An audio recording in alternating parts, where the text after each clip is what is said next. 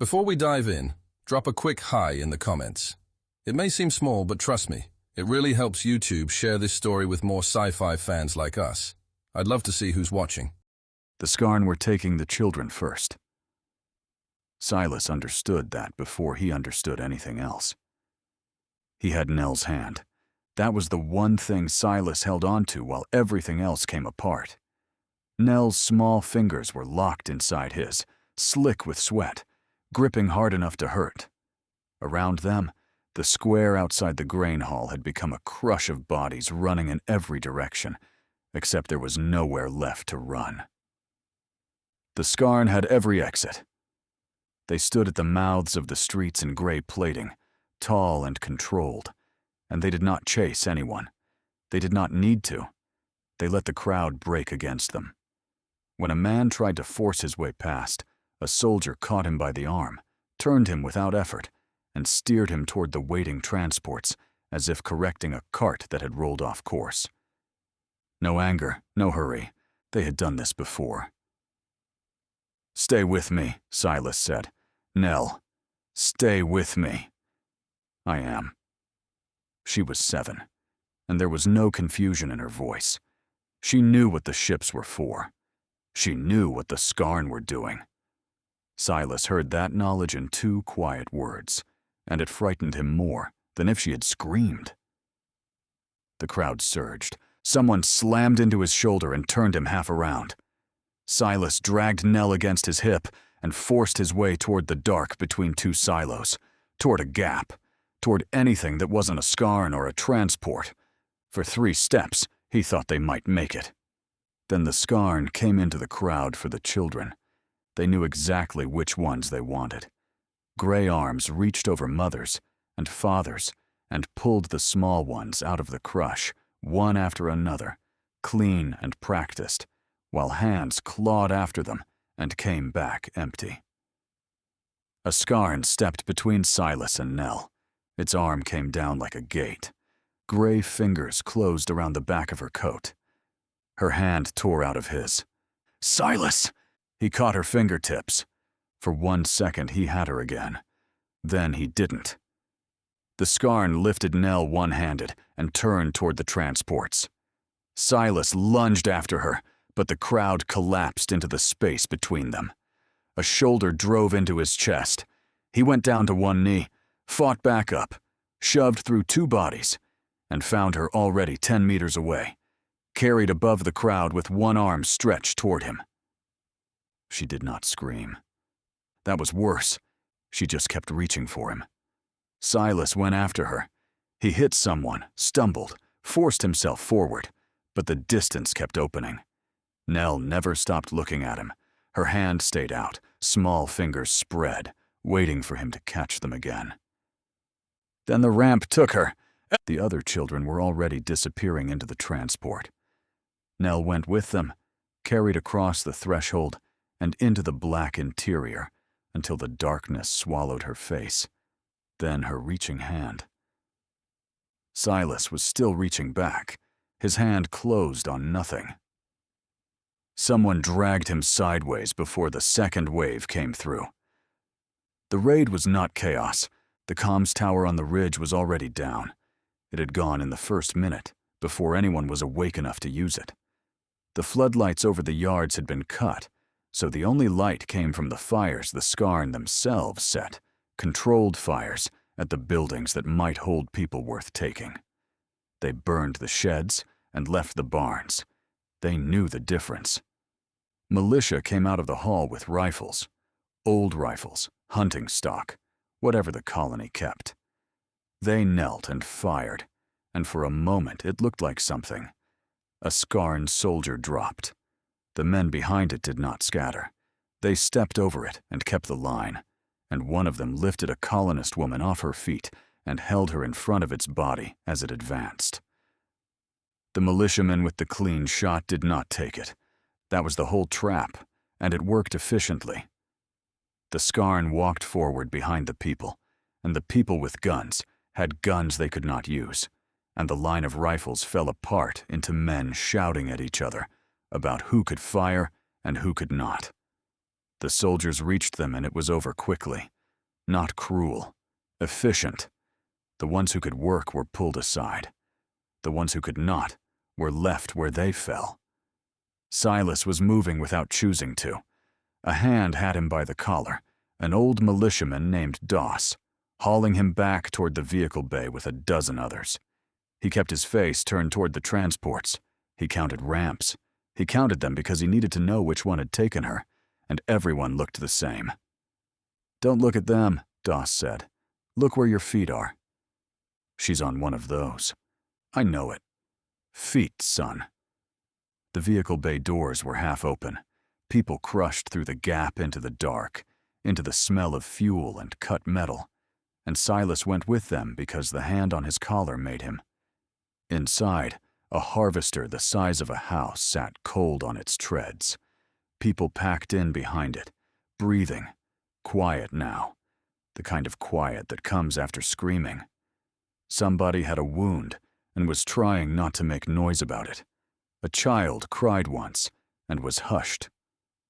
Then the small door at the side of the bay folded inward, and a scarn came through. It came in low and fast, the way they moved once they were sure. Its weapon swept the dark. It found the mass of people and lifted the weapon toward them, and its head turned. Once, listening, the way they did when they were about to call it in. The cutter caught it before it finished the turn. Silas did not see where the man came from. One moment, there was the shape of the alien in the doorway. The next, there was a second shape against it, close, and a sound Silas had no name for. A sound like a saw finding a knot in wet wood, and the alien's weapon fired once into the ceiling and stopped. The man rode it down to the floor.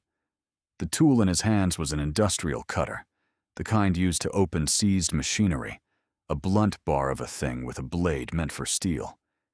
He used it the way it wasn't meant to be used, twice more, until the alien stopped moving, and then he stood up off the body, and the light from the fires outside came across him. Holt? Silas knew the name. Everyone knew the name and kept their distance from it. Big, gray at the edges, quiet. Fixed machines. Lived alone at the end of the maintenance row. Some said he'd killed a man before he came to the colony. Some said worse. Nobody asked him, and he never said. Holt stood over the dead Scarn with the cutter hanging from one hand, and the blade ran, and he did not look at any of the people he had just kept alive. He looked at them like he was waiting to see which of them would run from him. Nobody ran. There was nowhere to run to. Doss found his voice first. "More coming?" "Yes," Holt said. Silas heard himself talking. "There was a girl, small, brown coat. They took her up a ramp, I don't know which." Holt looked at him then. Something moved behind the man's face and went still again. "The Cole girl," Holt said. "Not a question. Nell.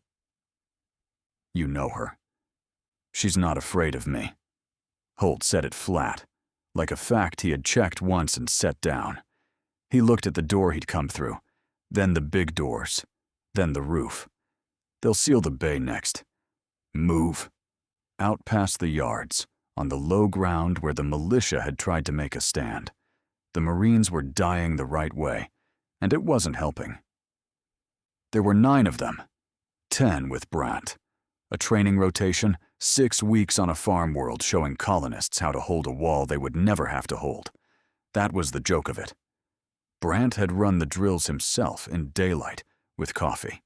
He had told them the odds of anything ever coming here were nothing. Now he had his back to a fuel tank and half a squad and 100 civilians behind him, and the math of it was simple and bad.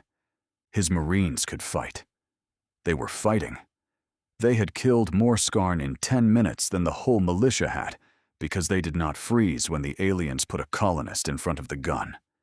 They flanked. They took the angle. They put rounds through the sides of things. But every time they moved to fight, the line of people behind them stretched thin, and a Scarn team peeled off and took another dozen, while the Marines were busy killing the ones in front. The Skarn had counted on it. They fed bodies into the front so the good shooters stayed pinned, and they harvested the flanks. "Reyes," Brandt said into the comm. "Reyes, pull to me." Reyes did not answer. Brandt had watched Reyes go down 2 minutes ago and had told himself he hadn't. Now he had. A Skarn officer stood back from the fighting on a loading platform, unhurried, one hand raised, and the soldiers moved to the shape of that hand. Lower the hand, a team advanced. Turn it, a team broke off toward the transports.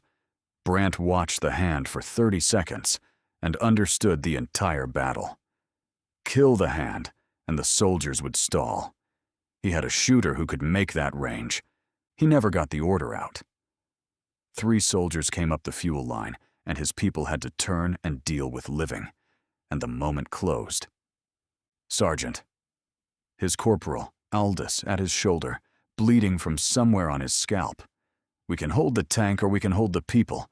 We can't do both." Behind them, the civilians were a single frightened animal. 400 bodies pressed between the fuel farm and the dark. In front of them, the Skarn advanced on the shape of a raised hand. Brandt gave the order he had joined the Marines to never give. "Fall back, everybody in the belt. Now." "Sergeant, we don't hold this. Move them into the fields. Go." They went. It was not a retreat so much as a tide going out, the whole crowd pouring off the low ground into the dark rows of the ag belt, into the tall crop and the irrigation cuts and the machine paths, and the Marines went with them backward, firing, giving ground for every body they saved. The Skarn did not chase far. They already had what they came for. Behind them, out on the pad, the transports sat with their ramps up now and their engines beginning to turn, low, building, the sound of ships being made ready to leave. Brandt looked back once at the outpost. Fires in every yard. His dead out on the low ground where he couldn't reach them. The place he'd spent 6 weeks calling safe. 37 minutes. He found the number later, in the dark at the edge of the fields, on the body of the officer whose hand he'd wanted to kill. The officer had come out too far, chasing the tide into the rows, and one of the last militia had caught it with a shotgun at 3 steps and died doing it. The 2 of them lay together in the mud. Brandt knelt and turned the alien over and found the slate strapped to its forearm still lit, still showing the operational summary in its cold, clean script, and enough of it was in trade standard that he could read the line that mattered. Projected colony pacification, 37 minutes. He read it again. Aldous crouched beside him. "What's it say?" "Their estimate." Brandt's voice had nothing in it. "How long they gave themselves to pacify the colony." "How long?" 37 minutes. Aldous looked back toward the fires, the sealed transports, the engines turning on the pad. Did the arithmetic no one had asked for? "We're past that." "Yeah. By a lot." "Yeah," Brandt said. "We are." He stood with the slate in his hand and looked at what 37 minutes had bought the Skarn. The outpost gone, his squad cut in half. 400 people in the fields with nothing but the clothes they'd run in, and on the pad, in the belly of those ships, the ones who hadn't run, the children, loaded first, waiting to leave. Silas came up out of the crowd with the old man Doss and the big man with the cutter, and stopped when he saw the dead officer. "Is that the one who was giving orders?" Silas said, "on the platform, with the hand." "You saw that too," Brandt said. "I saw where they took her." Silas was looking at the transports now, at the lights, at the engines beginning to turn. His right hand kept opening and closing at his side, like it was trying to hold on to something that wasn't there. "She's on one of those. My sister. She's 7. Brandt looked at the kid, looked at the ships. The engines were turning, but the ships were still down, still on the ground. Not gone. Not gone yet. "What's your name?" Brant said. "Silas." "Silas." Brant closed the slate, and the light went out, and the number with it. "Those ships haven't left." Behind them, the crop stood black against the fires, tall and dense and endless, 400 people breathing in the dark of it. And somewhere out in all that machinery, the harvesters sat cold on their treads, waiting for the season, waiting for someone to start them. The night wasn't close to over. They went to ground in the deep rows, half a kilometer into the crop, where the stalk stood higher than a man, and the dark was total. Brant walked the line and counted what he had. 400 people near enough. Old men, women, children who had run and made it. Farmers with cracked hands. 8 Marines now. Aldous still on his feet, the rest holding wounds together. Rifles, maybe 30. Ammunition that would not last a real fight. No comms, no way off the world. He had led men into worse odds. He could not remember when. "We go now." Silas was at his shoulder, had been since the fields. "While they're loading, we hit the pad, we take her back." "With what?" "With everyone, 400 of us. 400 people charge that pad, 400 people die. And the Scarn leave with everyone they've already taken, including your sister." Brant kept walking. "That's what a straight run buys. Her, dead, and everyone who loved her, dead behind her." Silas didn't answer. His hand was doing the thing again, opening and closing. Brant stopped in a clear space where the rows met a machine track and turned to the people who had gathered close. Doss, a dozen farmers, Holt at the edge with the cutter across his back. "I need to know what you've got," Brant said. "Anything that fires, anything that cuts. What are we holding?" A man said he had 2 rifles buried under his floor. Another had a shotgun. Someone had a pistol with a bent sight. It went around the circle and came back thin. Rifles and shotguns, and not enough shells for either. Brant looked at the little pile of it in his head and saw the end of the story. 30 guns against a raiding hegemony that did this for a living. They would kill some. They would die. He had asked the wrong question. He understood that the way you understand a wound, late after the cold. "Forget the guns," Brant straightened. "I'm asking wrong. Don't tell me what weapons you have." The circle waited. "Tell me what this place can do." Nobody spoke. They looked at him like he'd asked what color the dark was. Then Doss scratched his jaw. "What do you mean, what can it do?" "You farm a whole world with a few hundred people. You don't do that with your hands." Brant crouched, put his palm flat on the machine track. "This runs somewhere." "Where?" "Everywhere." Doss said it slow. "Track network runs the whole belt, feeds the silos. Machines run themselves down it, seed time and harvest. Set the path, they go. No driver. They go by themselves. Big as houses. Blades on the harvesters'd take your leg at the hip, and you'd not feel it till you fell." Doss was looking at the track now, not at Brant. Seeing it. "There's tunnels under half the belt. Maintenance runs, irrigation mains.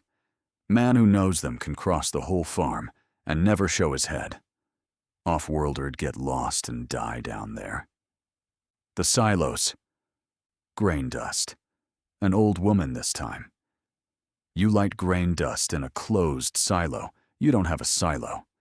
Blows the roof to the next county. We spend all season making sure it doesn't." Brant stood in the middle of it and felt the shape of the thing come together. He had watched the Scarn officer on the platform run a battle off one raised hand. Lower it, they advance. Turn it, they break off. The soldiers did not move until the hand moved. They were good, better than good, inside the pattern. Give them a line to hold, a lane to clear, an order to follow, and they were death. take the pattern away, and there was no order to follow. They fight in formation, Brandt said, half to himself. They hold sight lines.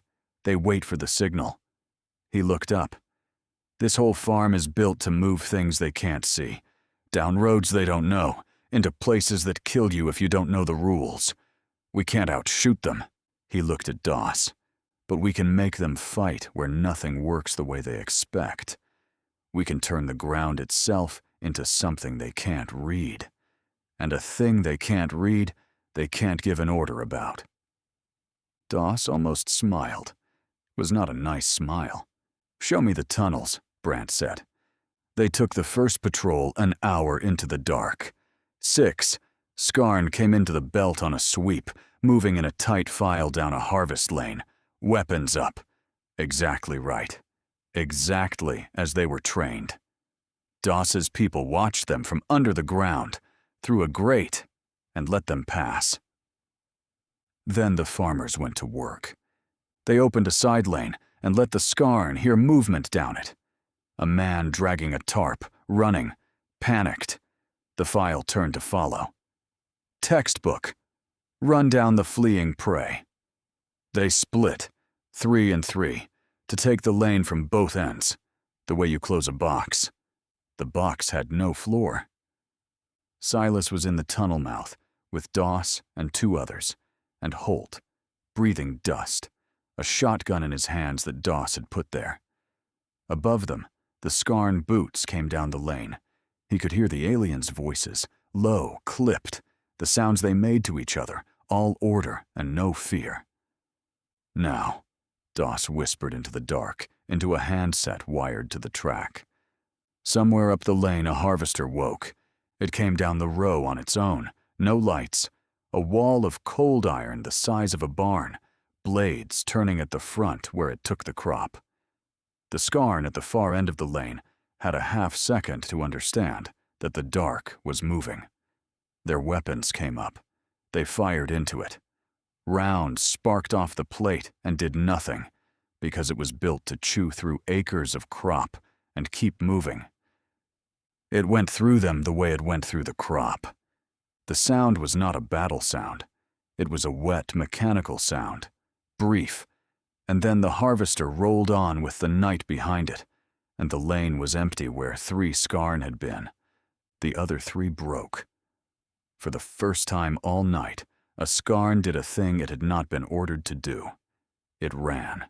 It ran the wrong way, toward the tunnel mouth, and came around the stalks, and there was Silas. He did not think. There was no time to think, and nothing in him that knew how. The Skarn was on him, huge, gray, close enough that he smelled it, a cold chemical animal smell, and its weapon was coming around, and Silas put the shotgun against the side of it and pulled. The blast took it off its feet. It went down, and it was not dead. It reached for him, one arm, the fingers finding his boot, gripping, and the sound it made was not clipped or ordered anymore. It was high, and it went on. And Silas worked the shotgun and fired again into it, because it would not stop moving, and he needed it to stop moving. It stopped. He stood over it. His ears were gone, just a ring. His hands were shaking so hard the shotgun rattled.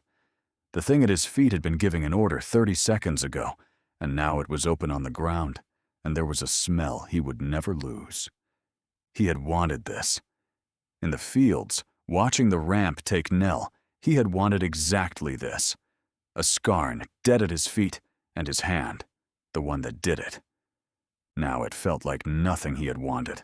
It felt like being sick. It felt like falling. A hand closed on his shoulder, not hard. "Holt." "Breathe," Holt said. Quiet under the ring in Silas's ears. In. Out. "It's done." Silas breathed. He looked at Holt, and Holt looked back at him, and there was nothing in the big man's face that judged him, and nothing that congratulated him. Just a man who had stood where Silas was standing and knew the ground. "Does it stop?" Silas said. "The feeling." No, Holt said. He took the shotgun out of Silas's hands, checked it, gave it back loaded. You just carry it. Come on. The Skarn learned fast. That was the thing nobody had promised the humans, that the enemy would be smart. By the second patrol, the aliens had stopped chasing movement into the lanes. They stopped filing into the rows at all. Word had gone up the chain, and the chain answered. And the answer was cold and correct. They started burning the crop.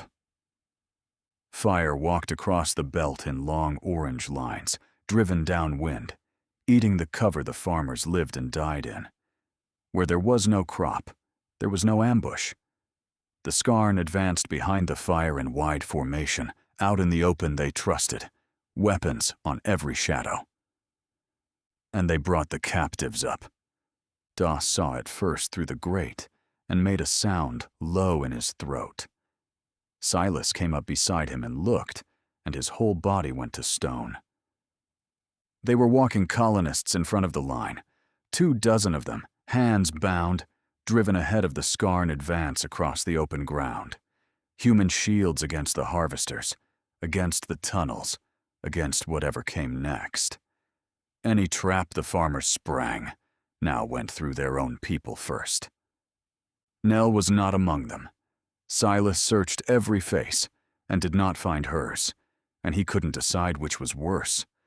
Seeing her out here with the others, used as a shield, or knowing she was still inside one of those ships.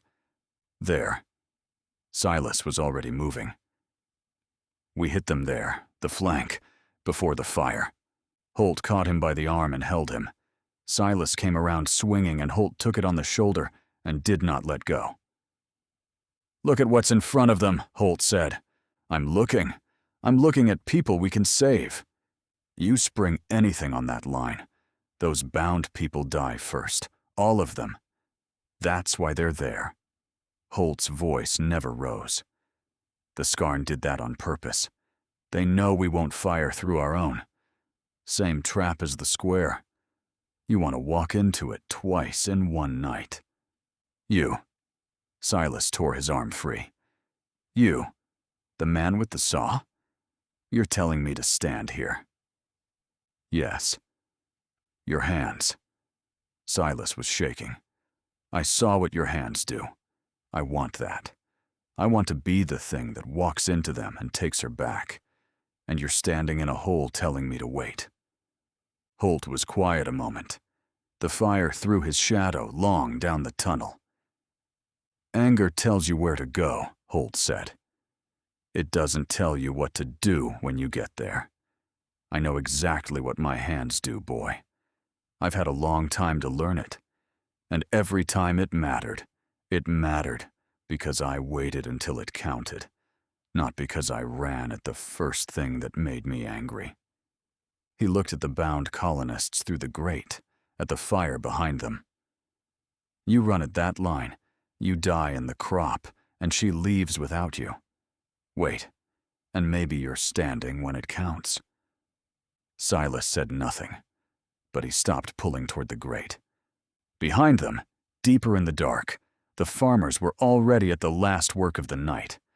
Brant had them packing the biggest silo tight and wiring the irrigation gates on the west mains, quiet in the dark, hands that knew the machines, doing it by feel. Not to fire now, to have ready. Doss laid the harvester paths into the handset one at a time, and set them, and did not trigger them. Set, he told Brant. All of it. West gates, the big silo. 3 harvesters on the pad approach. Say the word, and it goes. Brant didn't say the word. He was looking west, past the fire, toward the landing zone, where the lights of the pad burned steady above the smoke. The sound reached them before he decided anything. A deep building note under the ground, felt in the chest before the ear. Out on the pad, the transports were coming up to power. One by one, their engines lit and held, ramps folding closed, the ships settling on their struts the way a thing settles before it jumps. Getting ready to leave the ground. That's it, Doss said. They lift. We lose every captive on those ships. Brant looked at the fire between them and the pad, at the bound colonists walking ahead of the Skarn line, at 400 people with 30 guns, and a farm wired to come apart. Holding the fields was over. Hold here, and the ships left with everyone in them. Get them up, Brant said. All of them. Every hand that can carry anything. He turned to Doss and the handset. We don't wait for morning. We go now, through the tunnels. Send the harvesters down the pad approach, open the west mains, and blow the silo when we're close enough to use the confusion. We hit the landing zone while they're dealing with all of it. Doss keyed the handset. Silas came up out of the dark with the shotgun and stood beside Holt and looked west toward the ships that had his sister in them. Brant drew his sidearm and checked it and started walking toward the fire. Behind him, the survivors came up out of the crop and the tunnels and followed through the dark, toward the pad, toward the light. While beneath the whole belt, the machines began to wake, one after another, along roads no off-worlder would ever find. They came out of the ground at the edge of the pad, and the farm came with them. Brant went first through the tunnel mouth into the open, and behind him the belt was already tearing itself apart on the Skarn. The harvesters were loose. They rolled the approach paths in the dark, no lights, blind iron-following roads laid into them a season ago, and where they crossed a Skarn line, the line stopped being a line. The Skarn had done the smart thing. They had pulled out of the crop, off the ground that killed them, and set their formation wide across the open apron before the pad, in the clean sight lines they trusted. It was correct. It was doctrine. It would have worked against soldiers. Doss blew the west gates. There was no explosion to it, just a sound, like the world clearing its throat. And then the irrigation mains came open all at once, and the water came. It ran flat and fast across the apron, and where it went, the ground turned, hard pan to slick, dust to mud that sucked a boot to the ankle. The Skarn formation stood in the open exactly as trained, and the open turned to swamp under them. A soldier caste built to hold a line cannot hold a line when the line is standing in moving water and cannot see its own feet. They tried. They kept their spacing, kept their weapons up, waited for the signal that told them where to fire. The signal came late because the officers were in the mud, too. The great harvesting machines came out of the dark and took them where they stood.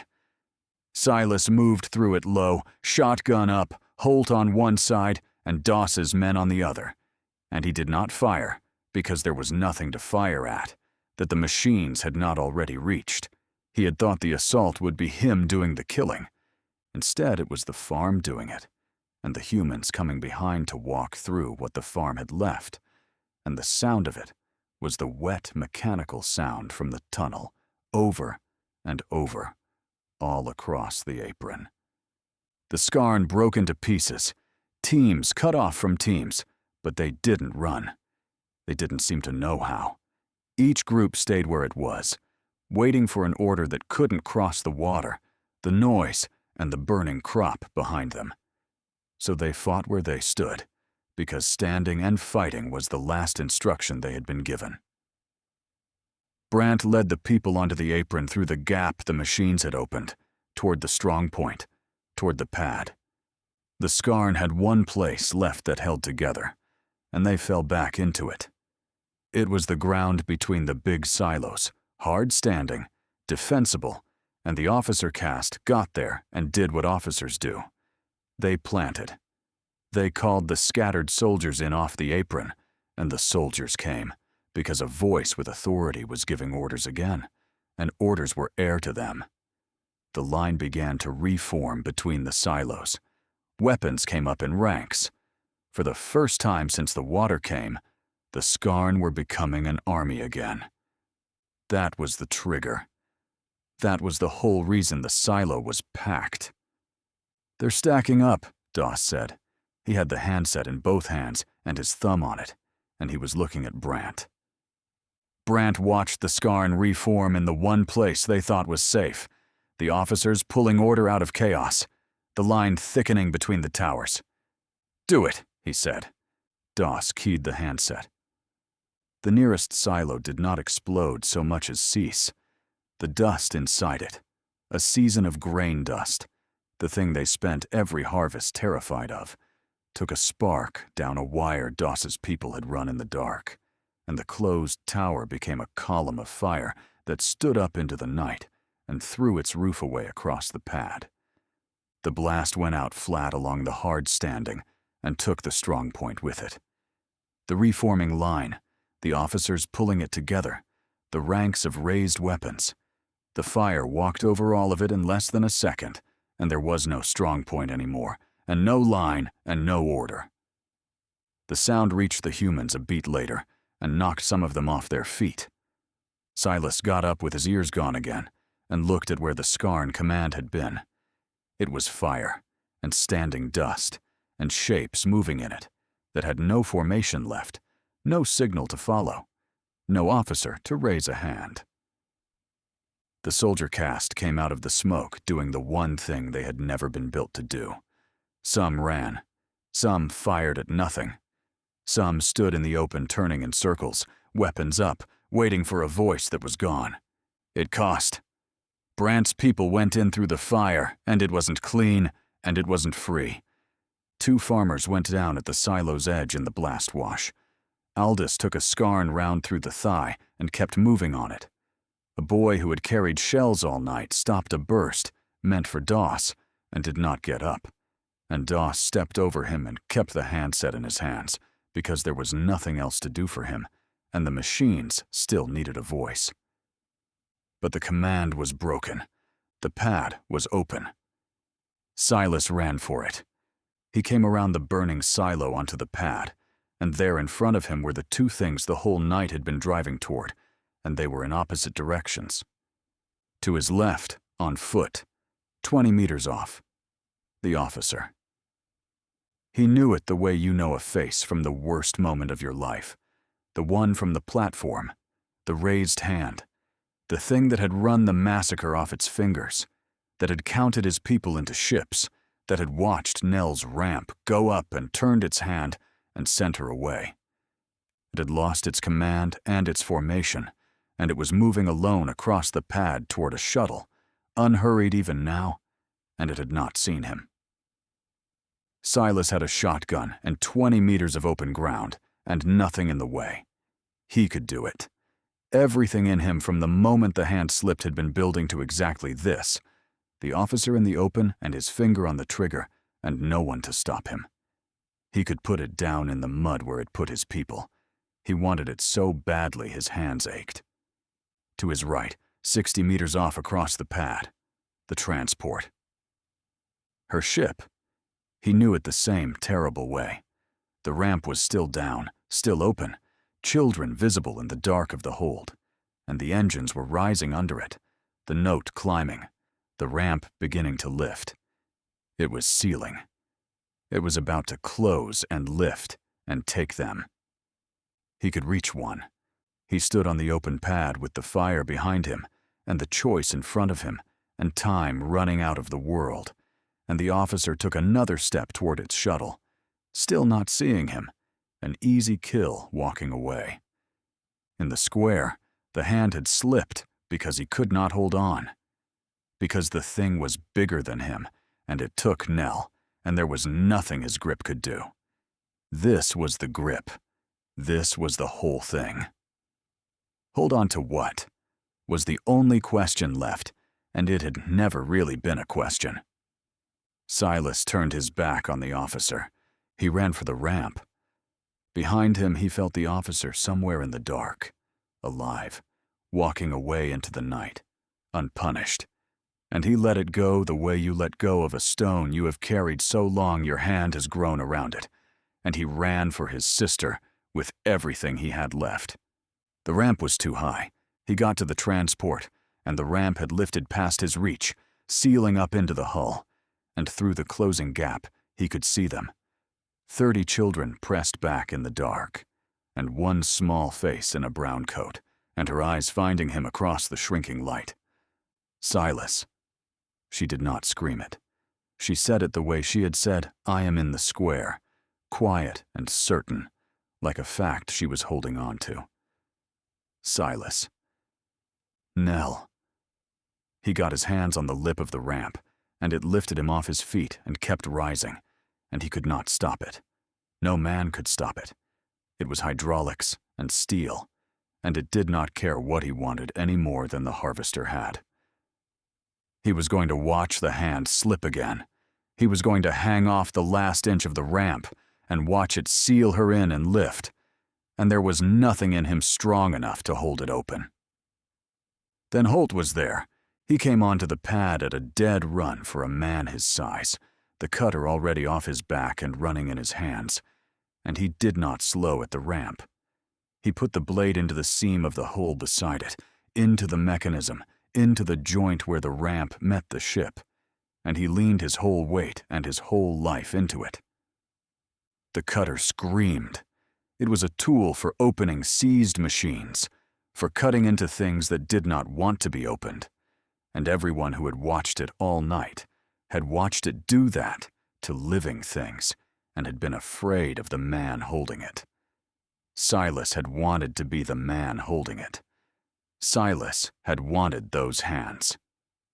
Holt put those hands and that tool into the side of the ship and cut the ramp open. The mechanism gave.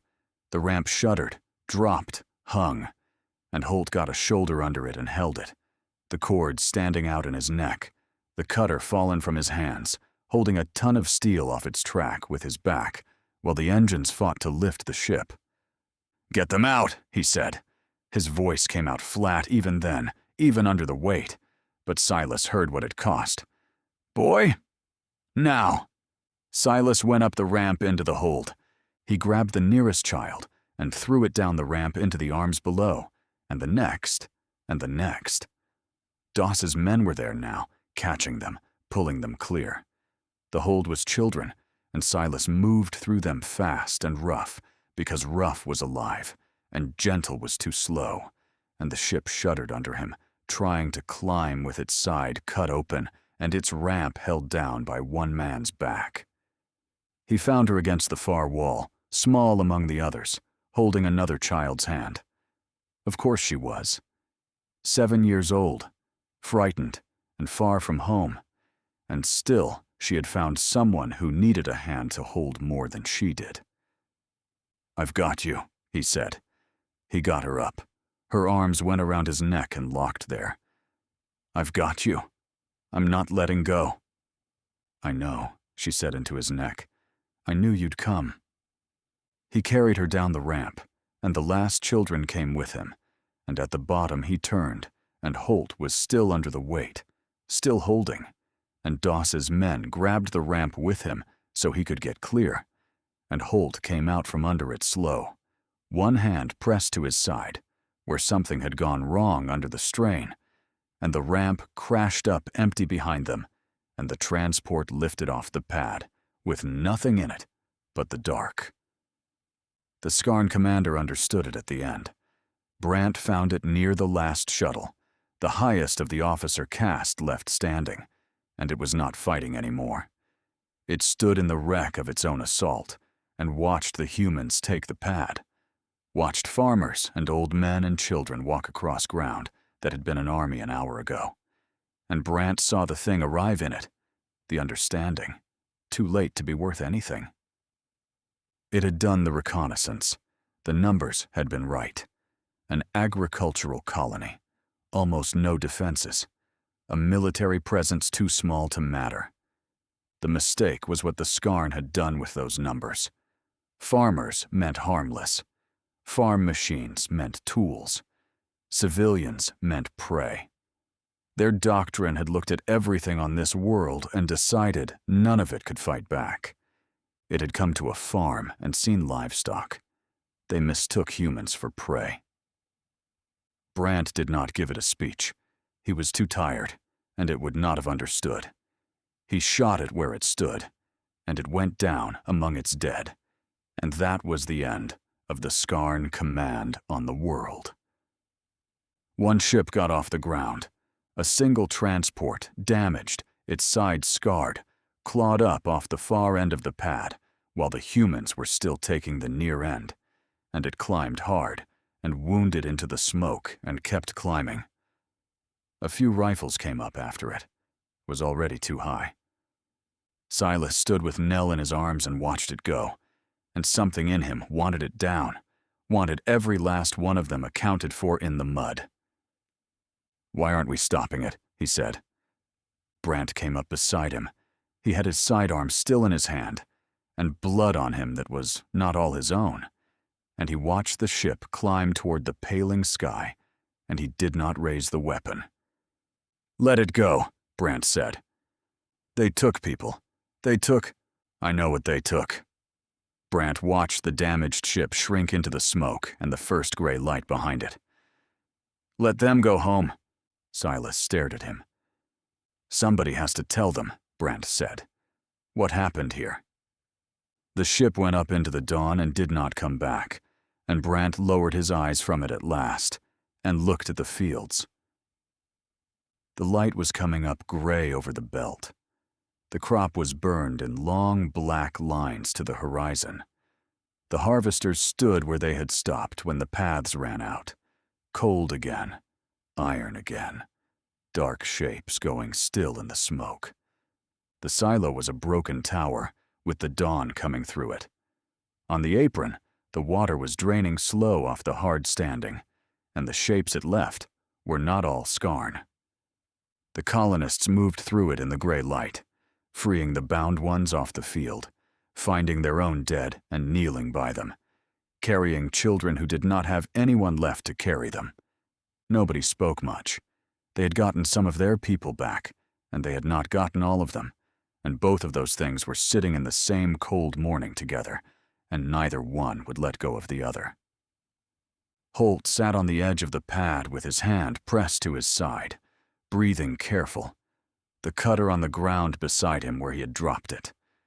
Nell slipped out of Silas's arms and went to Holt, the way she always had, the only one who had never crossed the street to avoid him. She sat beside the man everyone else had feared all night and rested her small hand over his. Holt looked down at it. Something moved across his face and was gone before Silas could name it. He said nothing.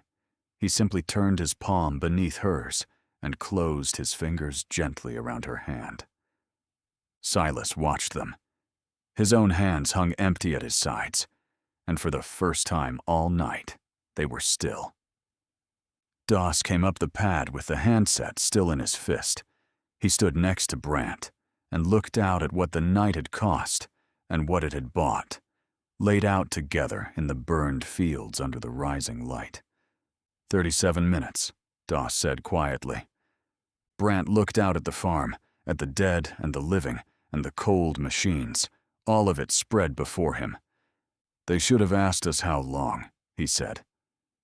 The sun broke over the fields. Yesterday was gone, and a new day had begun. Hey there, space human.